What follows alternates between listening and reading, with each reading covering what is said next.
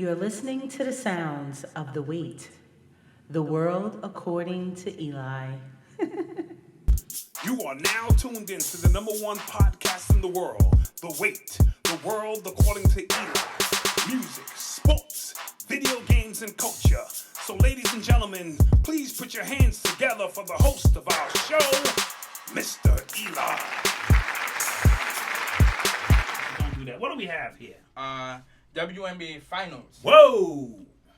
We watched that. Yeah, we watched that. Ooh. I was very impressed. Man, Maya Moore versus Candace Parker. Right. This has been an epic battle here. Those two were going at it. There was a lot of threes going up. Yes. And a lot of them was like lucky, like just contested threes. Well, don't give them why the ladies gotta be lucky with their threes, son. Why the ladies gotta be lucky? I don't mean like that, but I'm just saying they were contested threes. Right. That, you would normally miss, and it was just like switch.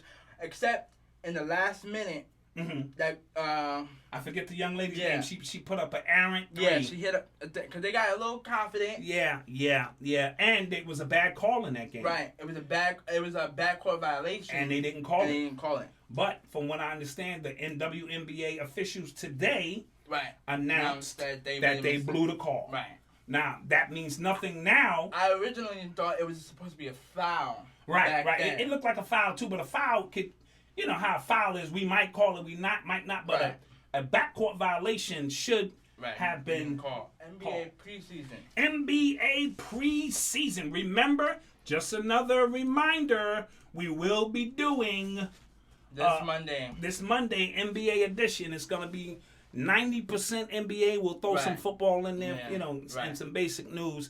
So stay tuned for next week's show. But what do we have going on? J.R. Smith finally gets signed. J.R. Smith finally gets signed. That's a big thing. Yeah. So is it a big thing? Because somebody asked a question in the chat room, so I'm just trying to. It is a big thing for Cleveland because, it's J.R. He broke our record last year of the 3-pointers, and he played really good in the finals. He did. He played better this year than last year. Absolutely, because last year he was invisible. Yeah, he couldn't hit the side of a building last year, but he came back and he redeemed himself. Right. And I'm so glad they got him signed because I was getting nervous. You saw me. Yeah, because it was like 10 days Absolutely. before NBA season. Absolutely. Michael Carter Williams gets traded to Chicago for Tony Snell. Okay, tell me about that trade there. What's your feelings about that trade? I feel like the Bucks got a big pickup. Because what does Snell bring? Snell brings scoring, and defense, and toughness on that perimeter. Yes. And Michael Carter Williams brings versatility and big, lengthy. He's a big a point guard. Right. And if he's backing up Rondo, but he can't shoot and he can't play that well defense. Okay. So maybe both teams got what they needed. Right. I think Chicago needed a backup point guard. Michael Carter Williams can put up triple doubles, or he has in the past. Milwaukee needed some toughness, so they bring in Tony Snell, who gets the job LeBron done. Is going back into college. Well, he's entering college. That's big. That is big. LeBron, not only is he sending kids to school, but he's even going to school himself. He's going to school himself. I think that was big. That's big. We got to give it up for that because he's showing kids that even though he's a mega superstar, an athlete, that education is important. And we do applaud education here. And so I think that's very big for LeBron because he don't need the money, obviously. Right. But he's demonstrating that I'm going to walk the walk. I'm not just going to talk the talk and put up money and show up for photo ops and put my name on stuff. I am going to show up. Now, Slam Magazine has put out their top 50 players. Right. What we do know, Malcolm, bring that up for me. Go to Slam Magazine top 50. Carmelo was ranked at number 15. Yeah. He had a problem with that. Now, the question I ask is, he wrong? Should he be higher, lower? This is who I know. Blake Griffin is number 14. I forget who's number 13. Number 12, I believe, is Kyrie Irving. Number 11 is Chris Paul. So, who are the players that's in front of him? Let's kind of go off the top of our head. LeBron. Do we have it here? Okay, no. Okay, right. Number 13 is Klay Thompson. 14, Blake Griffin. 15, Carmelo. 16, Draymond Green. John Wall, and it goes that way. I need number 9, DeMarcus Cousins. Okay. DeMarcus Cousins is a beast. He is. At his position. That's true. He's a throwback. He's 25-12. That's true. Right? In a hostile situation where he don't want to be. Right. And if Cleveland can get their hands on him, I'm just saying. Right. So, number 8, Paul George. Do you think Paul George is better than Carmelo? Keep in mind, Carmelo is lethal, but he's been on a losing team. That may have put him back a little bit. So what do you think about Paul George at number 8? I think that's a good selection. You think he's better than Melo? Right now. What part of his game is better than Melo's game? Because Melo can give me 50. I just think he's like... No, yeah. He could be a better defender because, granted, Melo does know how... I mean, Melo's a scoring machine. I feel like there's certain aspects that Melo can do, like, really do defense well. His speed... I mean, he's kind of old. Okay. I see you have an issue with old people. Called me old last week. Listen. Do you have... I'm changing the subject. Do you have an issue with old people? No. I feel like Melo shouldn't be upset at him being... Number 7 is James Harden.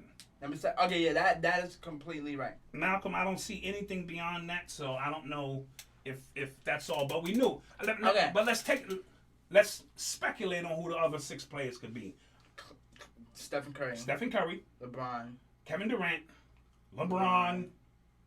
Anthony Davis. And Westbrook. And one more player. So 15 is probably where we would put Melo. Yeah. I'm saying that because we in New York and Melo might see this and want to send us some tickets. Hey, Melo, we still want those tickets. All right? We love the Knicks. I'm riding with you guys all season long. Yeah. This is Eli's show. The views you hear expressed are solely those of Eli, and he's crazy sometimes. The Knicks will be top 3, though, in the East. Okay, no. We're going to hold that because somebody asked that question in the chat room. #AskEli. They asked that particular question. So what do we feel about that? What's up with this Westbrook and Durant situation? Well, I'm hearing some things in the street. Yeah. Durant said a few things. Yeah. You know what I mean? Was saying how, he feels like... Golden State is more of a family. They gel together. Right. He likes the vibe. He opens the doors. And they all hunky-dory. Yeah. We are a family out there. We pass the ball more. Unselfishness. Right. So what was he subliminally trying to say? You listen to battle rap. You listen to rap songs. What was he trying to say? He was basically saying, like, he made the right decision. And so they asked Westbrook about that. Westbrook was like, just playing it off like it was cute. Yeah, he said, that was cute. That was cute. Like when I see you, I'm destroying you. When I see you, I'm destroying you. I'm going every freaking way. You already know. You already know. Let's get into some culture news. We got some bad news to talk about. First of all, our man Tommy from Martin has passed away. Tommy Ford was his name. His official name has passed away. He had some kind of aneurysm with his stomach or something that just. Didn't sit well with him. What do you think about Martin, man? Did you enjoy the Martin show? The Martin show is like a legend.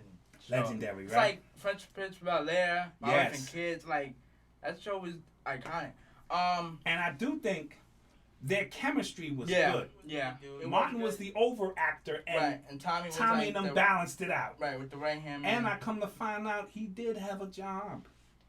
He worked with inner city children and mentored them and spent his time and money. Hold on, in the show you mean? No, not in the show, in real life. Oh, yeah. You know what I mean? So we want to big up Tommy. Yeah. And his family and everything that Prayers went down. go out to him and his family, yeah. Now, I'm hearing also that the Great Barrier Reef. You said that. The Great Barrier Reef is dying. Yeah, because of us.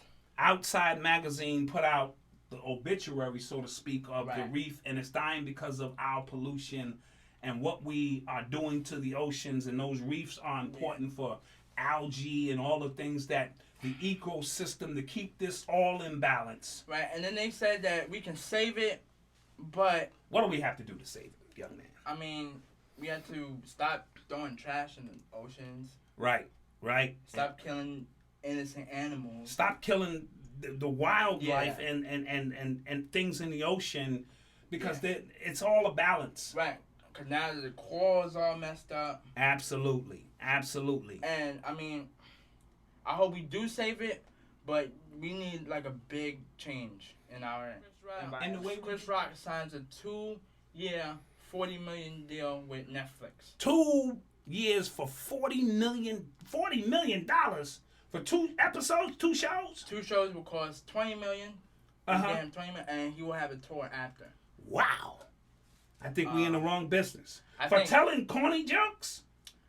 Well, no. First of all, he tells good jokes. He's a good comedian. Well, I guess that's all depending on who you ask. He ain't exactly Kevin Hart. He ain't exactly Dave Chappelle. He's a great comedian. He ain't Cat Williams. I'm just saying.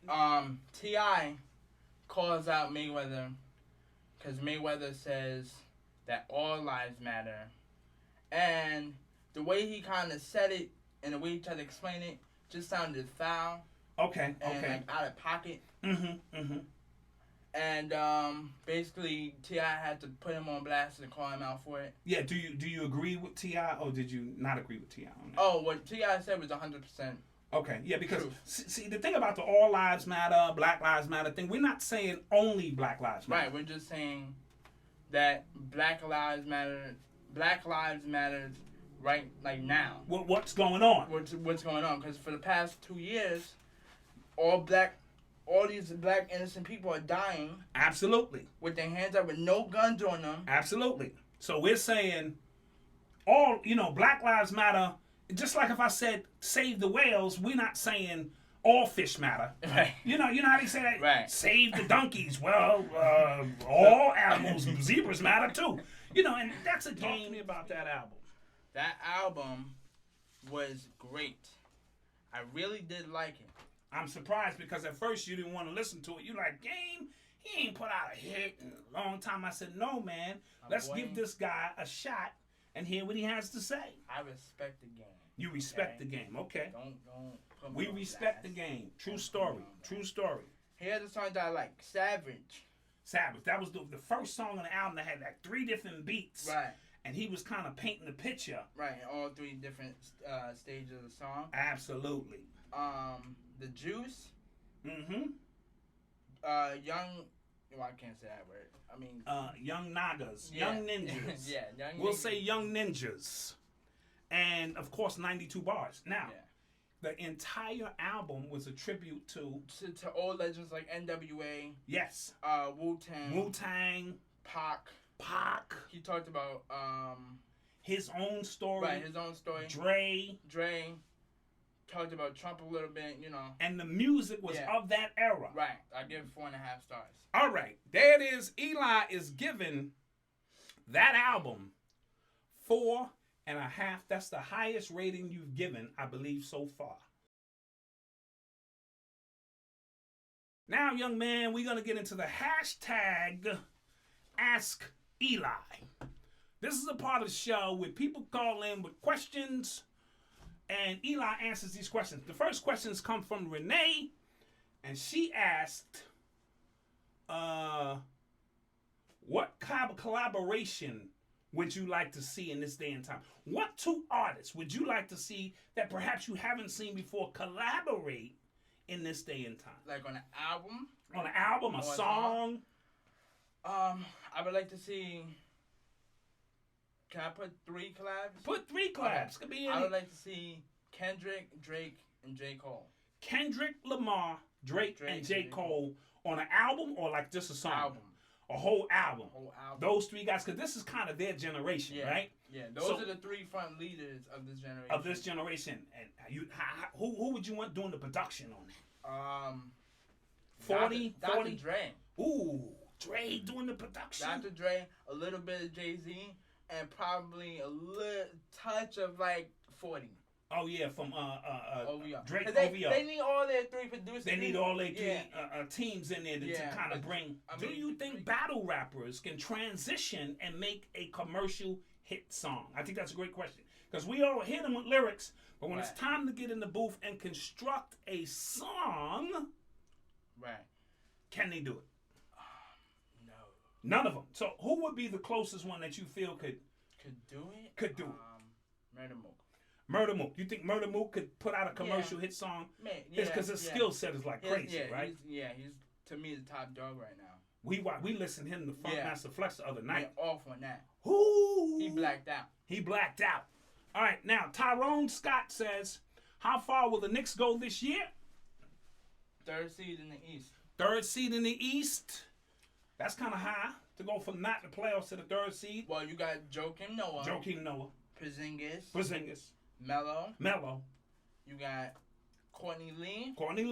And then you got Derrick Rose and Brendan Jennings. Those are some nice pieces. The only problem is your bench is not strong enough. The bench is not strong enough, but you think they can get the 3rd seed.